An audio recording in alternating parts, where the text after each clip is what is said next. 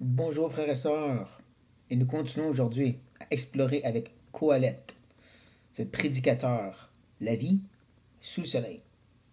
Se rappelant que le chapitre 7 nous commence ce cheminement en nous parlant de comment utiliser la sagesse, cet outil de ballon pour vivre sur la terre.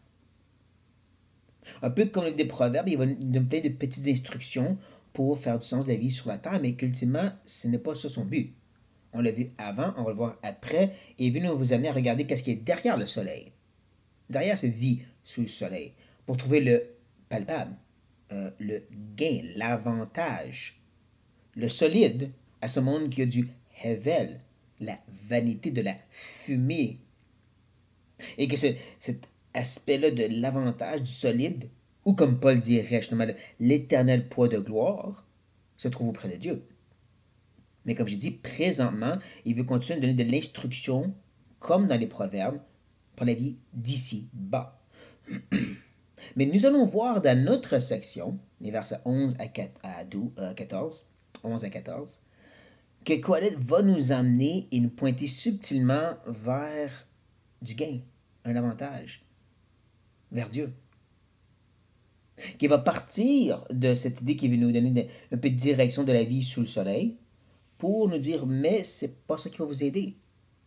On va voir comment que, oui, la sagesse a une grande utilité. Le livre de Proverbes est vraiment bien donné pour nous aider à vivre sur la terre, mais contrairement au livre de Proverbes, cet écrivain Coalette, fort probablement Salomon aussi, nous amener à aller plus loin que j'essaie de bien survivre ou vivre sur cette terre. Il veut nous amener à regarder à ce qui est ensuite, après ou par-dessus. C'est fascinant quand on pense que c'est probablement le même auteur des Proverbes, mais que les deux livres ont une optique différente. Proverbes vivent sous le soleil. C'est vraiment juste centré sur comment vivre sur la terre en relation avec Dieu, que l'autre veut nous amener ultimement à réaliser que même sur une bonne vie sur la terre, avec les bonnes règles, ne donne pas un avantage impalpable. Proverbe semble dire que oui, mais Colette dit non, il y a quelque chose qui manque. C'est vraiment intéressant. Mais je ne rentre pas dans cette discussion présentement. À la place, nous continuons et nous commençons avec le verset 11. Verset 11 nous dit, la sagesse vaut autant qu'un héritage. Dans certaines traductions, ça va dire même la sagesse est bonne avec un héritage, qui fait vraiment plus de sens. Quand on regarde dans l'hébreu, je ne suis pas un expert, mais ça semble plus dire que cette idée que cette sagesse va t'aider à pouvoir bien gérer cet héritage, cette richesse, si vous voulez. Et c'est là que, ultimement, que l'œuvre veut nous apporter. Cette idée comment la sagesse peut être utile sur la terre. C'est ça qu'il nous discute avec nous depuis le début. Il veut nous aider à pouvoir faire du sens de la vie sur la terre. Toutes ces bénédictions qu'il nous a mentionnées à quelques reprises, qui ne répond pas à tout, mais il dit, ouais, la sagesse, tu peux réussir. Mais reste pas là. Il ajoute ensuite, et même plus pour ceux qui voient le soleil. Encore ici, certaines traductions vont dire et ceux qui voient le soleil reçoivent de l'avantage d'elle. Et oui, le mot avantage se trouve dans le verset 11. C'était du palpable, du soleil, du gain qui se trouve lorsque tu vois le soleil. Nous, on comprend, c'est pas l'idée juste de ce lumignon dans le ciel, mais ce qui représente pourquoi elle est, puis ça, c'est Dieu, la source de la vie. Donc, quand il parle de pouvoir voir le soleil, on comprend qu'il parle de voir le Seigneur, d'avoir les yeux de la foi. Et donc, il est en train de dire ici que oui, la sagesse peut t'aider pour bien réussir sur la terre. De façon raisonnable. Il faut encore comprendre. Sous l'Ancienne Alliance, il est d'avoir un bon héritage, des enfants, bien réussir. Ça venait de Dieu. C'était pas l'évangile de prospérité. Mais il dit que même si avec la sagesse, tu peux bien gérer ça, ultimement, si sa sagesse devrait te pointer vers le soleil, vers la source, qui donne un vrai avantage. Il va même continuer au verset 12, expliquer pourquoi il s'exprime de cette façon, puis il va dire, car à l'ombre de la sagesse, on est abrité comme à l'ombre de l'argent. Intéressant, n'est-ce pas? Voici pourquoi que je vous ai mentionné ces choses au verset 11. La sagesse, elle va être utile pour bien gérer l'héritage, mais elle doit ultimement nous amener au soleil. Voici pourquoi je dis ceci. Parce qu'à l'ombre de cette sagesse, on est abrité autant que sous l'ombre de cet argent, de cet héritage. Autant que ces choses bien gérées, bien utilisées, peut être utiles sous le soleil. Cette sagesse doit ultimement nous amener à cette vraie source qui produit l'ombre sur la terre. Et vraiment voir cette source qui produit l'ombre, le soleil, Dieu. Et c'est ça l'utilité de la sagesse. C'est pourquoi que je vous parle de cette idée de voir le soleil, c'est plus important que de bien gérer ton héritage. Je pense que vous suivez son raisonnement. Il va encore plus s'expliquer ensuite en disant au verset 12, mais un avantage de la science, c'est que la sagesse fait vivre ceux qui la possèdent. On reconnaît un mot très important, encore répété, avantage, palpable, gain. Le éternel pas de gloire, si vous voulez. Cette idée qui donne du solide à la vie ici maintenant. Là, comprenez que le mot science et sagesse, ce sont interchangeables. C'est des synonymes pour Coëlette. Un peu comme Paul, il ajoute des synonymes qui veulent dire la même chose. C'est pas de la science comme nous on connaît de nos jours, mais on parle vraiment de connaissance, d'intelligence, de sagesse. Et comment c'est ça qui va aider à vivre ici sur la terre. Comprenant que ce n'est plus maintenant à propos du fait de pouvoir bien gérer la vie sous le soleil, avec ton héritage, avec ta famille, ou dans le contexte chrétien, hein, le ministère et une famille chrétienne. Mais cette idée que c'est cette sagesse qui va donner à voir le soleil, pour donner un vrai avantage. Et c'est là qu'on va comprendre que rendu au verset 13 et 14, il ne s'en va dans une autre direction. Ah, là, je vous ai parlé de la vie sur la terre, maintenant je vais vous parler de Dieu. On saute une étape. Non, non. C'est là qu'on comprend que, ultimement, quand il parle de voir le soleil, il parle de voir Dieu. Et qu'il va dire au verset 13, regarde, constate l'œuvre de Dieu. Qui pourra redresser ce qu'il a courbé? C'est un peu comme dans le chapitre 3 où il parlait qu'il y a un temps pour toutes choses, puis que Dieu est souverain sur toutes ces choses-là, et qu'on ne peut pas contrôler, qu'on ne peut pas l'empêcher. Hein, ultimement, que, quand la main de l'Éternel est vers la terre, qui peut l'empêcher? Dieu est dans les cieux, il fait ce qu'il veut. Toutes des paroles qui nous rappellent que Dieu est au contrôle, que tout est de Dieu, par Dieu et pour Dieu. C'est ça que verset 13, il fait dans sa façon plus subtile, plus poétique. C'est de nous ramener à l'idée que c'est Dieu qui est au contrôle. C'est lui, justement, ce soleil qu'on doit voir et qui va aider, justement, par la sagesse à trouver du palpable par la vie sur la terre. Donner ce vrais avantage. Parce qu'on regarde à celui qui est. Comprendre que cette phrase provocatrice que, tout simplement, qui peut redresser qu'est-ce qu'il a courbé, c'est fait pour nous laisser avec, justement, ce dérangement de dire, donc, j'ai pas le contrôle de la vie. Donc, même avec cette sagesse qui peut bien gérer mon héritage, ultimement, ça pourrait être tout perdu. On l'a même déjà vu, l'idée que le gars travaille très fort, puis même s'il y aura 2000 ans de vie, un événement fâcheux pourrait tout enlever. En un mot, la souveraineté, la providence, comme ça. Dieu courbe et c'est fini. C'est donc un effort pour nous ramener à Dieu, comme il va terminer en disant verset 14.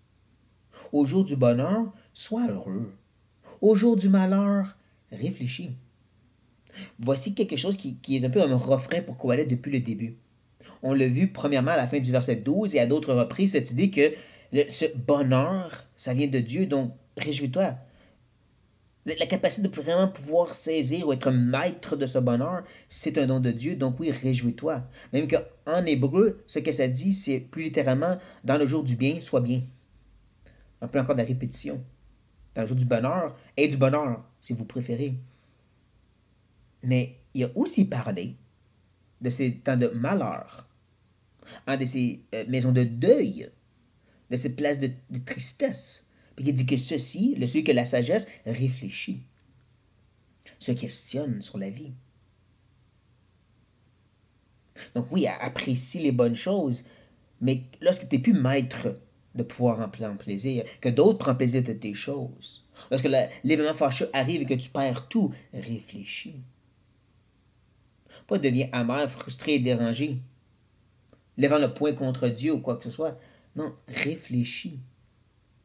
Voici pourquoi. Voici comment. Dieu a fait l'un comme l'autre, afin que. Ah, ça, c'est important. Ah oui, il faut s'arrêter une seconde parce qu'il est en train de dire voici le but. Pourquoi ces deux choses arrivent. Le jour de bonheur comme le jour du malheur. Qui vient de Dieu. Hein. Dieu crée le mal comme il crée le bien. Il dit dans Ésaïe chapitre 45. Pas d'une façon littérale, mais dans le sens justement plus métaphorique, plus imagé que c'est Dieu qui est au contrôle de tout. Dieu est l'initiateur de toutes choses, incluant même, dans un sens, les mauvaises actions de Satan. C'est Dieu qui permet, si vous préférez, c'est Dieu qui accepte, qui tolère, qui le laisse, comme dans l'histoire de Job. C'est quand même Dieu qui initie, c'est quand même Dieu qui est au contrôle du malheur comme du bonheur. Et là, il y a une raison pour ça. Et c'est pas la raison qu'on penserait. Dieu fait ceci pour notre bien. Hein? Dieu fait ceci pour nous bénir. Non, afin que l'homme ne découvre en rien ce qui sera après lui. Un peu comme au verset 13, il nous laisse avec un petit dérangement, un petit mauvais goût dans notre bouche. C'est pour ça qu'on dégustait un peu de sagesse, puis ça nous aidait à vivre sur la terre, sous le soleil. Et là, Colette nous garoche un petit peu de mauvais goût. Et Dieu, il dit, Dieu, il fait qu'est-ce qu'il veut, puis tu peux pas redresser. Là, il dit, Dieu le fait pour pas que tu puisses comprendre rien, que tu sois laissé rempli de questions. Ou comme Dieu dirait aussi par Ésaïe, tu peux pas connaître ses pensées au-delà de nous. Tu peux pas comprendre ses plans sont au-delà de nous. Il les fait, il les laisse bien souvent dans le questionnement. Oh oui, nous avons la parole, la source de sagesse divine, mais même avec ça, et même à comprendre l'hébreu et le grec, tu es quand même laissé avec un questionnement. Tu ne peux pas connaître la profondeur, la grandeur de la pensée de Dieu. Et Dieu fait ces choses pour nous laisser dans cet état de découvrement, d'impuissance. Oh, Dieu ferait ça? Oui, Dieu fait cela. Il t'enlève le pouvoir, il t'enlève la compréhension et la capacité de gérer ta vie. Il t'enlève tout pour que tu sois laissé dans ce désespoir. Il a même mentionné au chapitre 3 que Dieu laisse l'homme un peu abandonné des fois à son cœur. Les méchancetés qui se passent dans le monde à travers l'histoire pour montrer qu'on est des bêtes, montrer que le cœur de l'homme est pécheur par-dessus tout, révéler notre laideur. Et là, ici, Colette tourne de l'autre côté et dit Dieu fait tout ça pour qu'on réalise qu'on ne comprend pas la profondeur de Dieu, qu'on ne peut pas saisir la plénitude du pouvoir de Dieu, qu'on ne peut pas découvrir qu'est-ce qui s'en vient et qu'est-ce qui se passe. Nous laisser avec ce révèle, nous laisser avec cette idée de, justement, de vanité, de désespoir, de fumée. Et pourtant, tout ça, c'est un avantage pour nous. Parce que la sagesse va nous amener à dire, donc, c'est Dieu qui nous fait. Nous avons la parole de Dieu, mais Christ, c'est la parole faite chair. En d'autres mots, comment tu peux connaître Christ sans sa parole? Mais à quoi bon la parole si c'est pas pour connaître Christ? La sagesse est utile, oui, mais c'est pour nous amener à reconnaître Dieu dans son état souverain, absolu, et qui ne doit absolument rien. Qui nous laisse dans l'inconnu et qui nous demande de croire, de faire confiance par la foi.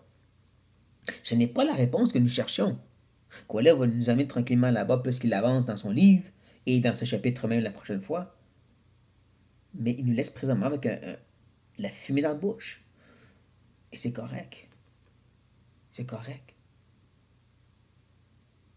Prenons garde à ceux qui veulent nous donner une réponse à toutes dans le monde chrétien. Ah, tu souffres maintenant que t'as pas, Dieu t'amène à quelque chose de mieux. Non, pas nécessairement. Ah, tu as des difficultés présentement, mais Dieu va te guérir plus tard. Non, pas nécessairement. Cette chose qui est courbée ne peut jamais se redresser. Tu ne peux pas nécessairement découvrir ce qui est à venir.